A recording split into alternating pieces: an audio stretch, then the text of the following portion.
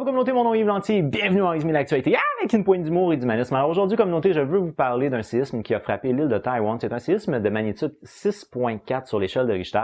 Alors c'est un séisme qui est important quand même et qui a fait entre autres beaucoup de dommages sur un hôtel ou du moins un immeuble là, qui je crois est un hôtel dans lequel on dénombre là, pour l'instant à peu près une dizaine de victimes. Au moment de tourner, là, on est présentement jeudi le 8 février 2018. On comptait 10 victimes et une soixantaine de personnes qui manquent toujours à l'appel. Plus de 200 personnes qui ont été blessées dans cette situation-là. Et ce qui devient vraiment très problématique, c'est l'inclinaison de l'immeuble. Alors, au moment de tourner, on parlait d'une inclinaison qui était de 50 degrés pour l'immeuble et on s'entend que c'est pas un immeuble qui a été fait pour être incliné comme ça. Alors, c'est ce qui fait que la base devient de plus en plus petite, de plus en plus écrasée et on a de moins en moins d'espoir de pouvoir retrouver des gens là-dedans. Là, ce qui devient encore plus compliqué par rapport à ça, c'est qu'il y a des vibrations qui sont comme les retours, si vous voulez, du séisme initial, qui sont à peu près l'équivalent d'un tremblement de terre en soi. On a même eu une répercussion qui aurait été évaluée à 5.7 sur l'échelle de Richter. Alors, c'est très important. Il y a de cela 2 ans,